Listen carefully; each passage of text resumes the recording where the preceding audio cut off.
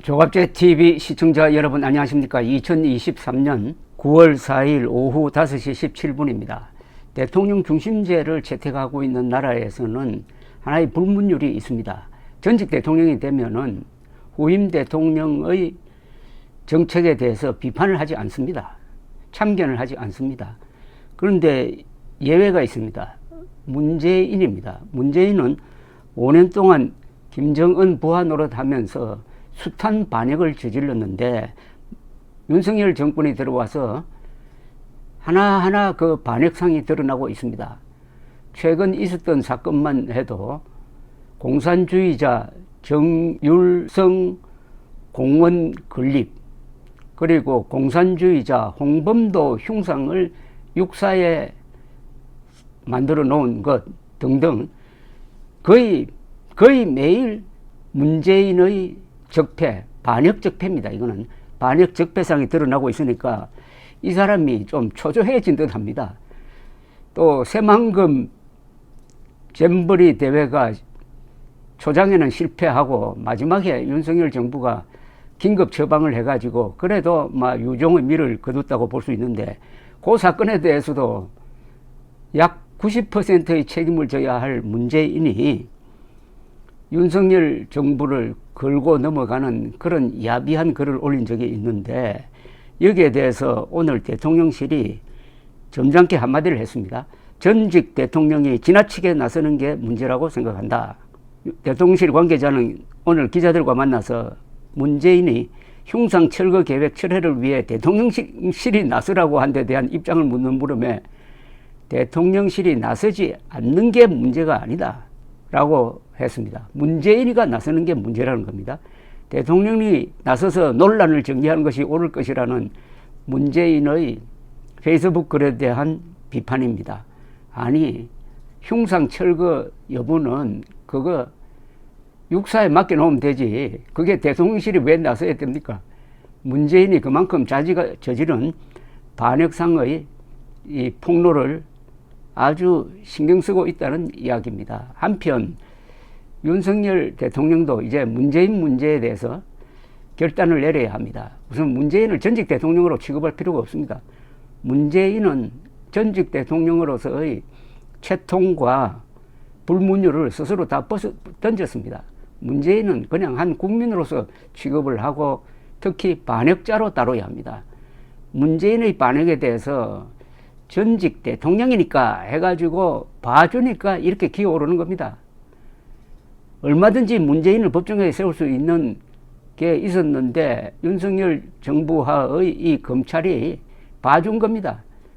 탈북 어민 2사람을 강제 북송한 사건, 그리고 해수부 공무원이 월북한 게 아닌데 월북했다고 조작한 사건의 다 최종 책임자는 문재인입니다.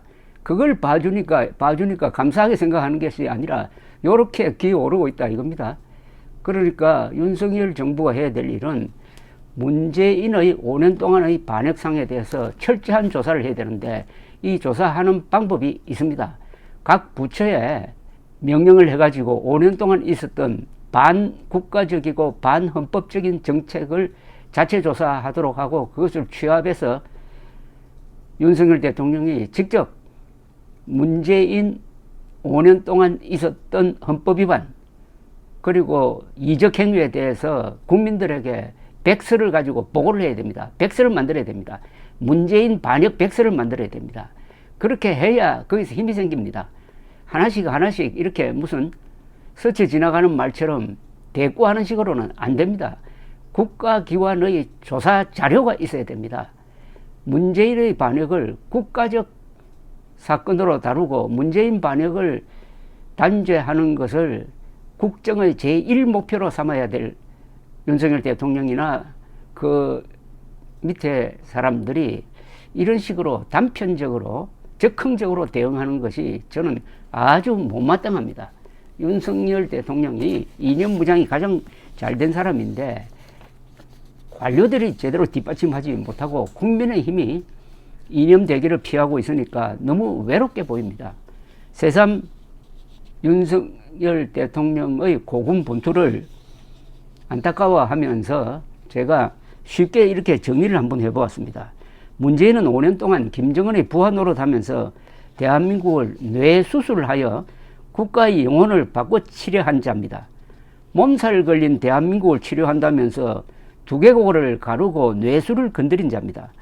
대한민국 대통령으로 뽑아주었더니 적의 수괴인 김정은 앞에 가서 남쪽 대통령이라 사칭하고 아들 뻘 되는 독재자를 국무위원장으로 호칭하고 민족의 지도자인 것처럼 칭송하여 스스로 부하의 인물 자임한 자입니다. 김일성주의자 신영복을 사상가로 존경한다고 고백하는가 하면은 자신의 가치관이 김일성주의 인물 공개적으로 드러낸 것은 그 권력이 영원할 것이라고 믿었기 때문일 겁니다. 대한민국의 뇌를 갈라가지고 뇌수에 새겨진 반공자유민주주의의 영혼을 파내고 그 자리에 김일성 악령을 심으려는 신호탄이었습니다. 북한군과 중공군 군가를 지어 6.25 남침의 응원대장 역할을 한 정율성을 국가유공자로 서운하려 한 것은 공산주의 반역자 숭배 행위로서 대한민국의 뇌기능을 망가뜨려가지고 피하식별을 거꾸로 하도록 기도한 행위입니다.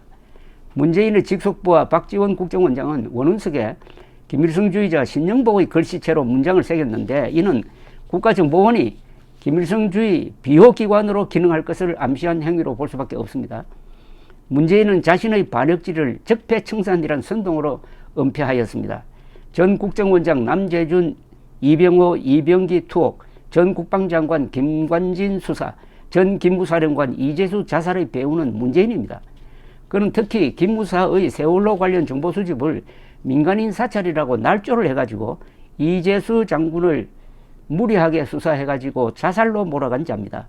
김정은이 싫어하는 반공투사들을 감옥으로 보내고 좋아하는 사람들을 중용한 문재인은 대한민국의 두개골을 열어가지고 붉은 칠을 한 붉은 의사, 즉 반역자입니다. 붉은 의사 문재인에게 뇌수술을 당한 대한민국은 거의 기억상실증에 걸렸습니다. 자기 생일도 기억 못하는 존재가 되고 말았습니다. 피하 식별 착각 증세를 보였습니다. 공산주의자를 애국자로 인식하고 있습니다. 지금도. 그러면서 가끔 발작도 합니다. 전쟁에서 항복하지도 않았는데 자국 수도 상공에 비행금지 구역을 설정한 것이라든지 목숨 걸고 탈북한 북한 어민들을 강제 북송한 행위, 북한 정권이 핵무장을 유지한 상태에서 종전선언을 하여 북한군 공격 시에 유엔군의 개입 근거를 없애려고 한 책동, 소련 공산당은 홍범도의 흉상을 육사 국방부 앞에 세운 짓거리 등이 다 이 수술 후유증에 속합니다. 세계 역사상 최고 권력자가 적장을 위하여 이렇게 반역한 예는 18세기 러시아의 표토르 3세 이후 처음입니다. 표토르 3세는 적국인 프러시아를 위한 반역 외교를 하다가 황비 에카트리나 2세와 근위대의 쿠데타로 실각해가지고 목숨을 잃었지만은 문재인은 퇴임 후에도 반역질을 멈추지 않고 있습니다. 대한민국은 다행히 정권이 바뀌어 뇌수술 후유증에서 회복하여 기억력과 식별력을 되찾으려고 노력하는 중인데 붉은 의사 문재인이 이를 방해하고 있습니다. 붉은 의사 문재인이 대한민국의 뇌를 가르고 뇌수를 건드렸던 그 수술 칼을 찾아내고 그를 도와 뇌기능을 손상시킨 수술 참여자들을 함께 파악하여 이들을 국법의 힘으로 단죄하지 못하면 대한민국은 뇌수술 후유증으로 결국 식물인간이 되든지 사망에 이르게 될 것입니다. 윤석열 대통령은 막강한 공권력을 갖고 있습니다. 60만 군대가 있고 검찰이 있고 경찰이 있습니다. 무엇보다도 헌법이 있습니다. 겁날 것 하나도 없습니다. 이럴 때 반역을 진압하지 못하면은 윤석열 대통령의 퇴임 후 갈 곳은 집이 아닐 겁니다. 감사합니다.